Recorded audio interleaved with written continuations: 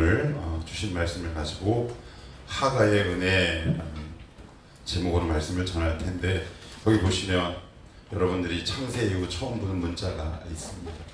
그냥 하가라고 한글로만 표기를 하면 이게 무슨 말인가 여러분들이 좀 헷갈리실 수 있기에, 저도 뭐 헤브리어 배운 지 너무 수십 년이 지나서 감감하지만, 여기 이렇게 보시면 뭔가 이렇게 지렁이 같지요. 그렇죠? 근데 우리는 그냥 지렁이 글씨라고 신학교 때 얘기했는데, 이걸 이제 어떻게 읽냐면 이렇게 읽어. 히브리어는 22개의 자음으로 구성되어 있는데 모음이 없어요. 모음이 되게 신기하죠. 예를 들면 천재, 지니어스, 천재를 우리는 치읓, 니은, 지읒, 아이 이렇게 하는데, 히브리어는 우리식으로 비유를 하면 치읓하고 지읒만 딱 해요. 그러면 우리는 알 수 있을까요? 모를까요? 몰라요. 근데 히브리인들은 안 돼요. 왜 할까요? 모음이 없어서 사용할 수 있는 단어의 개수가 많지 않아요. 그래서 치읓하고 지읒하면 이건 천재구나. 근데 우리는 출중, 천재 뭐 엄청 많죠. 그래서 7세기에서 11세기에 있었던 마소라 학파라는 그 학자들이 나중에 자음만 읽으니까 아무래도 다른 사람들이 읽지 못하니까 언어가 자꾸 상실될 수 있잖아요. 그래서 모음을 딱 갖다 붙였어요. 그게 뭐냐면 마소라 부호라는 건데, 여기 밑에 보시면 여러분 눈에 잘 안 보이실 거예요. 점 같은 게 막 찍혀 있죠. 그리고 아주 작게 영어 알파벳 모처럼 보이세요. T, 이걸 영어 발음 R라고 읽어요. 그래서 같이 한번 읽어볼게요. 제가 잘은 못 읽지만 저를 가르치셨던 히브리 교수님한테는 욕은 먹겠지만 제 기억을 더듬어서 한번 읽어볼게요. 하가, 이렇게 읽어요. 왜냐하면 히브리 음은 된 소리가 되게 많거든요. 격음 혹은 경음이 되게 많아요. 그래서 하가의 은혜, 이거를 히브리어에 좀 더 가깝게 읽으면 하가 이렇게 읽는데, 그냥 우리는 편하게 하가의 은혜 이렇게 우리가 읽어보도록 하겠습니다. 그래서 오늘 이 제목으로 말씀을 한번 이렇게 나눠볼게요. 그러면 제목에 분명히 하가라고 되어 있는데, 이 하가란 뜻이 그럼 어디서 파생됐고 나왔느냐 한번 살펴볼게요. 자, 먼저 우리 오늘 나영이가 너무 잘 읽어줬는데 97절 한번 읽어봅시다. 같이 한번 읽어볼게요. 시작. 내가 주의 법을 어찌 그리 사랑하는지요, 내가 그것을 작은 소리로 읊조리나이다. 98절도요. 시작. 주의 계명들이 항상 나와 함께하므로 그것들이 나를 원수보다 지혜롭게. 99절. 내가 주의 증거들을 읊조리나. 이게 히브리어로 하가라고 하는데 세 가지 뜻이 있어요. 첫째, 중얼거리는 거예요. 중얼거림을 계속 반복하는 거죠. 말씀을 계속 중얼거리는 거예요. 근데 그것으로 끝나지 않고 그 다음 단계로 넘어가는데, 어떤 단계냐? 사색하고 사유하는 거예요. 이 뜻이 뭐지? 오늘 이 말씀이 나의 삶과 어떤 관계가 있지? 그래서 매일매일 읽은 말씀이나 설교를 들은 말씀을 나의 삶과 적용해 끊임없이 그것을 고민하고 생각하는 거예요. 세 번째는 굉장히 낯선 의미를 갖고 있어요. 그건 뭐냐? 으르렁거리다라는 뜻이 있어요. 굉장히 낯설죠? 아니, 어떻게 묵상, 읊조리다라는 세 번째 뜻이 으르렁거리느냐? 여러분 혹시 동물의 왕국 같은 데 보시면 맹수와 짐승들이 가장 예민해질 때가 언제예요? 먹이 앞에예요. 먹잇감. 이게 먹잇감을 앞에 두고 으르렁거리는 맹수의 모습을 이렇게 히브리인들은 표현했어요. 그러니 요 세 가지가 우리 가운데 지금 필요한 거예요. 말씀 앞에 굶주린 맹수 마냥 반응하는 삶이죠. 하나님, 저에게 지금 필요한 건 말씀입니다. 여기까지는 알아요. 그 다음 단계는 좀 어려워요. 왜 어렵냐? 이유가 있어요.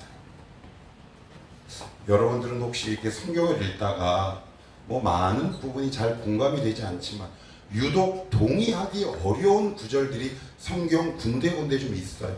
저는 20대부터 제일 저의 가장 탑티어 1순위 동의하기 어려운 말씀은 바로 이 구절이었어요. 여러분들도 저랑 같은지 한번 같이 고민해 봅시다. 어디냐면 104절이에요. 자, 104절입니다. 시작. 주의 법도들로 말미암아 내가 죄송합니다. 103절입니다. 시작. 주의 말씀의 맛이 내게 어찌 그리 단지요 내 입의 꿀보다 더 다니이다. 아멘. 그래서 저는 이 말씀을 사실 안 믿었어요. 여러분들 스스로에게 한번 답을 한번 던져보시는 거예요. 우리에게는 과연 하나님의 말씀이 달게 느껴진 경우가 언제 있었는지, 물론 저도 거듭난 사람이기 때문에 몇 번은 있어요. 그러나 제 경험에 비추어 보면 하나님 말씀이 저에게 꿀 같은 경험보다는 모래 같은 느낌이 훨씬 더 많았어요. 그러면 왜 하나님의 말씀은 꿀보다 달다고 얘기하는데 나는 왜 이렇게 모래를 씹는 것처럼 서걱서걱하고 입안에서 겉돌까? 여러분, 그 고민이 있지 않으셨어요? 왜 말씀이 귀에도 들리지 않고 이 말씀이 내 삶과 왜 이렇게 연결되지 않으며 이 말씀은 왜 이렇게 나에게 부담으로 다가올까? 왜 이렇게 말씀이 꿀보다 달다고 얘기하는데 꿀보다 달기는커녕 그냥 과자나 비스켓 정도 맛처럼 느껴져도 좋으련만 우리는 그런 경험이 많지 않아요. 그래서 어떻게 되느냐? 말씀을 자연스럽게 멀리하게 되죠. 그러면 중요한 게 있어요. 그러면 이 말씀이 나에게 달게 느껴지지 않을 때가 언제인 것 같으세요? 제 예를 한번 들어볼게요. 저희 할머니가, 제가 1968년생인데 1975년도에 신부전증으로 돌아가셨어요. 한 번은 병원에 입원했다가 저희 화곡동에 그 고모 큰딸 집에 딱 오셨는데 할머니가 살이 많이 야위셨더라고요. 그러면서 저랑 집안 어른들 이렇게 있는데 그 어른들 앞에서 이렇게 얘기하시더라고요. 얘들아, 닭도리탕이 먹고 싶어. 재선이가 누구냐면 저희 작은 어머님이세요. 재선아, 네가 한 닭도리탕이 너무 먹고 싶다. 이렇게 말씀하시더라고요. 그랬더니 돌아가신 저희 아버님이 그 성깔, 그 못된 성격대로, 아이고 엄마는 그냥 이렇게 그냥 병자가 됐는데 무슨 닭도리탕이야, 죽이나 잡사. 그런데 그 얘기를 들은 저희 작은 어머님이 집에 가셔서 닭도리탕이라고 불리는 닭볶음탕을 맛있게 해보셨어요. 평소 잘 드셨거든요. 그래서 그 앞에 냄비를 놓고 식탁을 이렇게 차렸는데 갑자기 저희 할머니가 한 숟가락을 딱 들고 닭다리를 한 입 딱 물고 난 다음에 하신 말씀이 뭐냐면, 왜 이렇게 닭도리탕이 맛이 없냐? 왜 이렇게 입이 쓰냐? 이렇게 말씀을 하시더라고요. 닭도리탕이 변했나요? 뭐가 변한 겁니까? 입맛이 써요. 그럼 왜 쓸까요? 왜 쓸까요? 거기에 대한 답이 출애굽기 15장에 나와 있습니다. 한번 봅시다. 우리의 삶 속에서 말씀이 왜 이렇게 쓰게 나가올까? 자, 출애굽기 15장.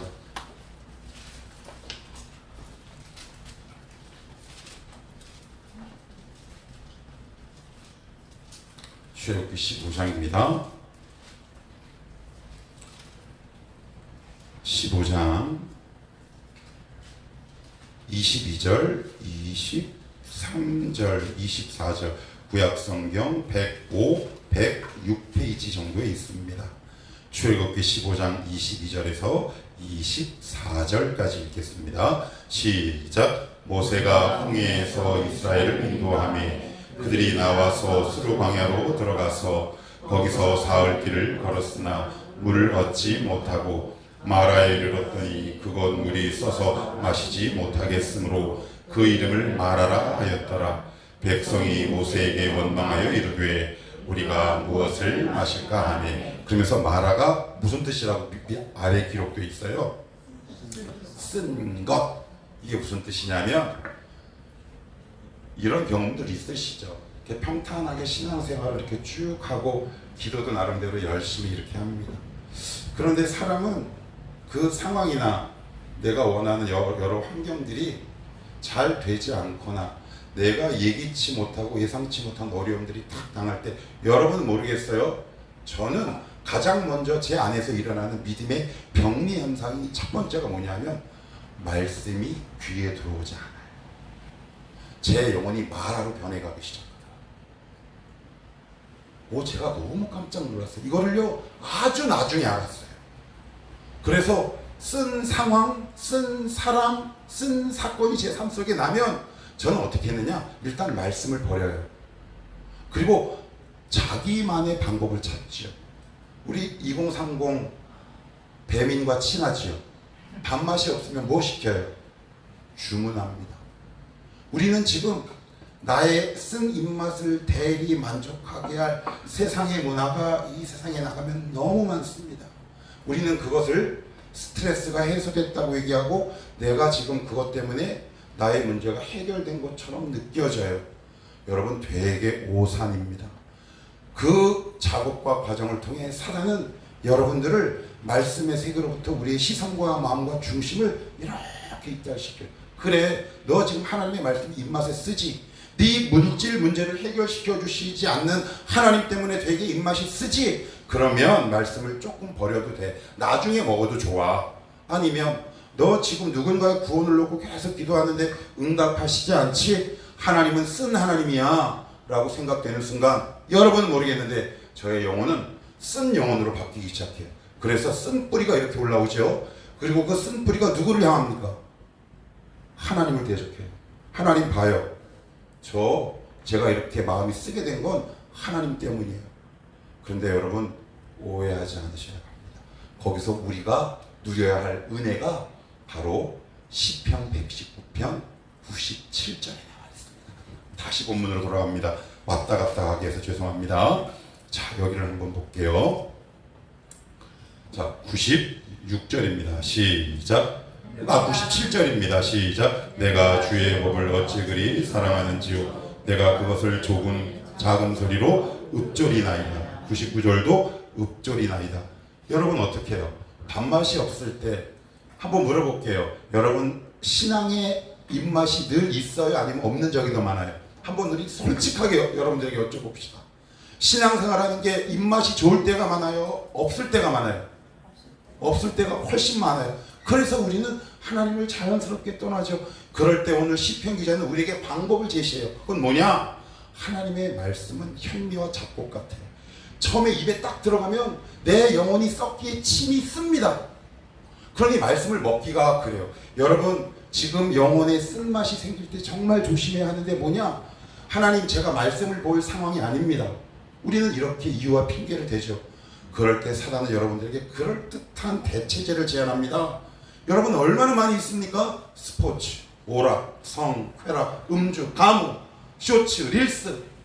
그 순간은 내 영혼이 정죄된 것 같고 정화된 것 같지만 그 삶의 문제가 해결됐습니까?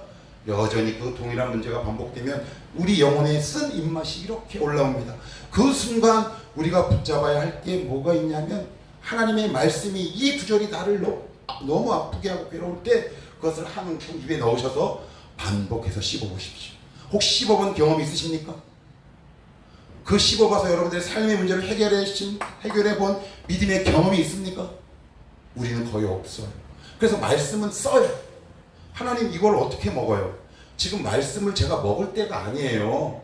하나님 저에게 지금 급한 건 이 돈이라니까요.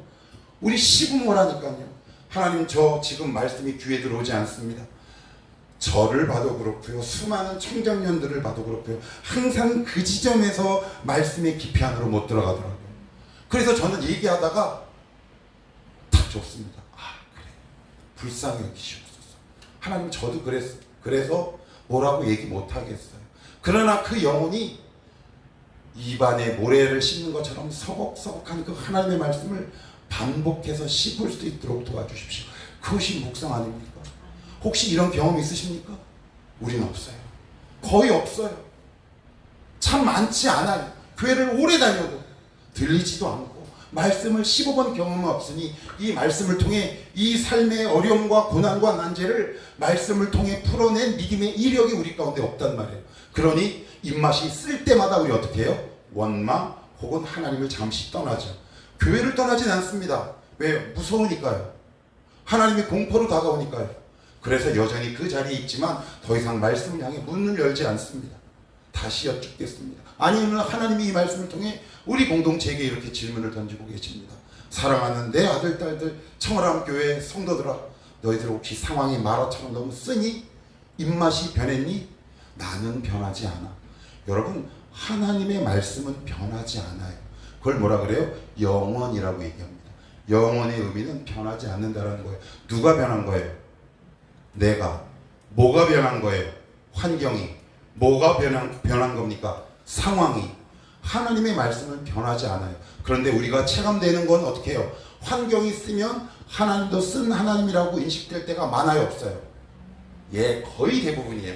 그럴 때 꼭 기억하셔야 돼요. 하나님, 제가 지금 이 상황에서 이 말씀을 살피기 너무 어렵습니다. 그렇지만 오늘 말씀을 보니 제가 그동안 동일한 그 지점에서 제가 계속 물러나고 실패한 이유는 하나님의 말씀을 반복해서 씹어본 믿음의 경험이 없는 것이라고 오늘 배웁니다.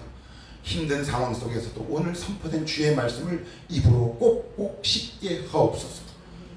이 역사가 여러분들 가운데 있기를 축복합니다. 그래야 말씀의 단맛이 축적되죠.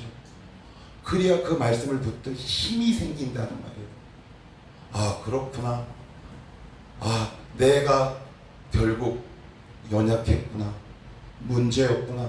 이 상황을 하나님이 알게 해주세요. 자, 그러면 꼭꼭 씹으면 결국 어떻게 되는지 한번 여러분들의 삶과 비추어 봐서 오늘 말씀을 한번 더 들어가 보십시다. 자, 여기에 또 이렇게 나와요. 196절 다시 볼게요. 시작. 잠깐만요. 96절이 아니라 98절. 자, 시작. 주의 계명들이 항상 나와 함께하므로 그것들이 나를 원수보다 지혜롭게 하나이다. 아멘. 1차적으로 여기서 말하는 원수는 이 시인을 괴롭히고 힘들게 하는 사람이에요. 그러나 우리는 교회를 조금 다녀서 어느 정도 알아요. 성도의 궁극적인 원수가 누굽니까? 사단이죠. 사단의 별명이 있어요. 요한복음 8장 뭔가요? 거짓의 아비. 처음부터 살인한 자. 거짓의 아비라는 말은 지혜가 우리보다 월등하다는 얘기입니다. 사단은 말씀을 통해서만 그의 계략이 드러납니다. 그래서 사단은 여러분들이 말씀을 버리는 걸 가장 강력하게 좋아합니다. 이 말씀을 들어가기에 앞서서 제가 어제 말씀을 준비하다가 책을 좀 본 게 있는데 거기에 이런 글이 있어요. 사실 이건 제가 신학교 다닐 때 읽었던 건데 제가 자주 인용하는 유명한 기독교 변증가 가운데 C.S. 루이스라는 분이 있습니다. 그분이 쓴 책 고통의 문제라는 그 책에 이런 문장이 있습니다. 한번 들어보시겠습니까? 하나님은 쾌락 속에서는 우리에게 속삭이시지만 양심 속에서는 평범하게 말씀하신다. 그러나 고통 속에서는 소리치신다. 고통과 고난은 귀먹은 세상과 성도를 불러 깨우는 하나님의 메가폰이다. 그런데 우리는 그 고통을, 어려움을, 고난을 당할 때 떠나죠. 하나님을 멀리합니다. 사단이 좋아하는 겁니다. 내가 지금 감당하기 어려울 때, 내가 어떻게 해야 될지 잘 모를 때, 그때 어떻게 하시라고요? 말씀을 씹는 겁니다. 반복하는 거예요. 중얼중얼 거리는 거예요. 하나님이 이 말씀을 제가 어떻게 이해하면 되겠습니까? 그러면 우리에게 나타나는 영적 유익이 뭐라고요? 사탄보다 지혜가 높아진답니다. 여러분, 지피지기면 백전백승인데 상대를 아는 것만으로는 부족합니다. 그보다 능력이 있어야 이깁니다. 그죠? 여러분들이 사단을 이길 수 있습니까? 사단을 이길 수 없어요. 우리는 사단을 이길 수 없습니다. 왜냐하면 천사장인 동시에 거의 지혜 끝판왕이거든요. 그래서 저도 말씀을 보고 하다 보면, 말씀을 붙들고 기도하다 보면 이런 경험들이 너무 많아요. 그때 내가 이 선택, 이것 때문에 잘못했구나. 이 말씀이 저의 삶과 이 기도를 이렇게 조명하기 시작합니다. 그때 내가 이거 잘못된 선택이었구나. 그때 내가 이 선택은 내가 정말 잘한 선택이었구나. 사단의 시야보다 우리의 시야가 높은 곳에 올라가게 됩니다. 무엇을 통해 가능하다? 말씀을 반복해서 씹는 묵상 작업을 통해 그것이 가능합니다. 그래서 제가 우리 교회에 밴드가 있잖아요. 그래서 왜 여러분들에게 글을 쓰라고 하는 줄 아세요? 한번 약간 옆으로 간 것이긴 하지만 한번 따라해 봅시다. 묵상은 손으로 하는 겁니다. 예, 머리로 하면 다 날아갑니다. 다 날아가요. 그 당시 깨달은 것을 기록해 두십시오. 한 문장, 두 문장. 그것을 또 얘기하는 겁니다. 제가 지난주 저에게 주셨던 하나님의 말씀이 있습니다. 그건 뭐냐면, 진성아, 기도는 네가 나를 사랑해서 하는 거야. 아멘. 알겠습니다. 또 그 말씀을 딱 붙들었더니 그 말씀을 깰 만한 또 다른 상황이 딱 하고 또 벌어지는 거예요. 어떻게 해요? 하나님, 이 상황은 저에게 되게 쓰지만 하나님을 사랑하는 길을 포기하지 않겠습니다. 하나님, 주님을 사랑해서 오늘도 기도합니다. 그러면서 또 말씀을 또 묵상하다가 오늘 이 말씀을 묵상했어요. 진성아, 나는 변하지 않아. 네 영혼의 입맛이 쓰게 변했어. 알겠습니다. 그 말씀을 또 씹습니다. 그래야지 넘어가는 거 아니겠습니까? 그래야지 여러분들에게 오는 수시로 변하는 상황과 고난들을 이겨낼 수 있는 힘이 거기서 나오는 거 아닙니까? 첫 번째는 어떤 힘이 있다고 그랬어요? 사단의 지혜보다 우리의 지혜가 더 크고 높아진다. 안 그러면 다 속습니다. 그래서 존 파이퍼 미국 침례교 목사는 이렇게 얘기합니다. 사랑하는 성도 여러분, 성령 충만하지 않고는 어떤 선택과 결정도 하지 마십시오. 성령님께 의탁하십시오. 성령은 말씀 속에서 우리의 선택과 길을 조명하시고 깨닫게 하십니다. 그럼 두 번째 봅시다. 그 두 번째 말씀은 90, 여기에 있네요. 자, 99절입니다. 99절 시작. 내가 주의 중고들을 늘 읍조림으로 나의 명철함이 나의 모든 스승보다 나으며. 이 시편이 쓰여진 지가 2200년 전 이상이에요. 여기서 말하는 노인, 이 100절에 보면 노인, 그리고 99절에는 스승 이렇게 되어 있죠. 액면적으로는, 표면적으로는 이런 뜻이에요. 그 한 부락에 가장 나이가 많은 사람이란 뜻이에요. 이건 무슨 얘기냐? 고대에는 누가 가장 지혜롭다고 생각하고 누가 가장 명철했냐고 생각하냐면, 가장 오래 산 사람을 가장 지혜롭게 판단하는 풍습과 문화가 있었어요. 근데 그들보다 명철과 지혜가 높다라고 하는 말은 결국 무슨 얘기냐? 이 세상에 우리가 석학이라고 생각하는 사람의 지혜보다 뛰어나답니다. 제가 예를 한번 들어볼게요. 제가 예전에 읽은 책 가운데 얼마 전에 돌아가신 고 이어령 박사님이 계십니다. 고 이어령 박사님과 옛날에 주님의 교회를 담임하셨던 이재철 목사님이 대담을 좀 가졌는데, 그 대담 내용이 책으로 나왔는데 그건 바로 지성과 영성의 만남이라는 책입니다. 근데 거기에 보면 이어령 교수가 이렇게 얘기합니다. 제가 그대로 읽어드릴게요. 나는 내 지성의 무력함을 깨닫고 영성, 즉 지혜와 믿음을 얻었다. 나의 지식과 돈과 명철이 사랑하는 딸의 눈을 고치지 못했다. 영성은 지성의 반대가 아니라 지성의 저기 끝 궁극에는 영성 곧 믿음이 있다. 그것이 바로 예수다.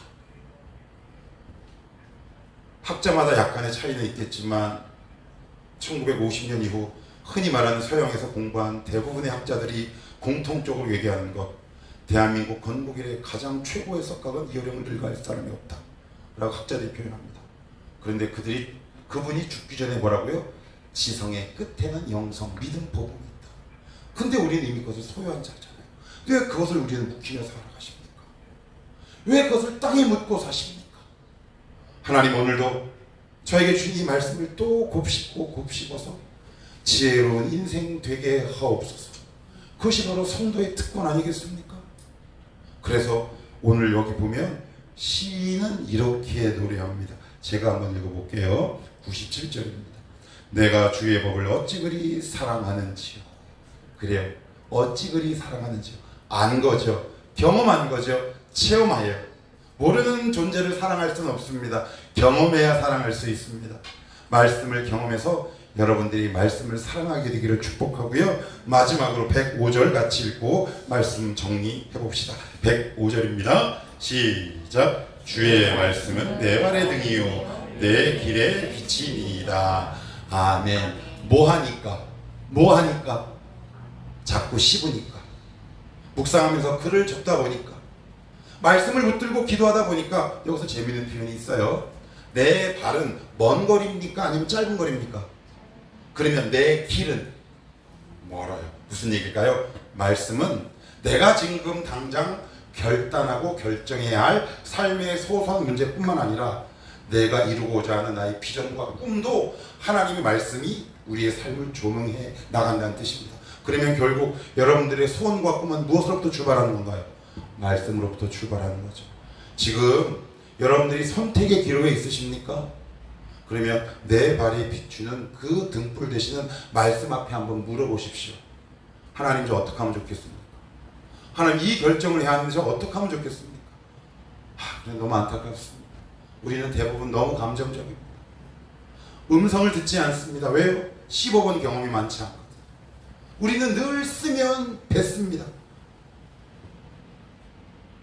우리 두 딸한테 미안하지만 뭐 어쩔 수 없지. 아이들 약 먹이는 거 고역입니다. 한 번은 이런 적이 있습니다. 어떤 녀석은 약을 잘 먹는데 어떤 아이는 잘 안 먹습니다. 그래서 어떤 녀석이라고 얘기는 하진 않겠습니다. 혼나니까. 그럼 어떻게 먹였냐? 아유, 참 아주 무식하게 먹였어요. 한 녀석을 제 품에 이렇게 딱 안고 팔다리를 고정하고 뒤에서 팔을 탁 낍니다. 이렇게. 그러고 나서 입을 탁 벌리고 탁 누죠. 그리고 턱을 탁 닫죠. 그런데 지금은요. 지금은 써도 먹죠. 여러분은요. 우리는요.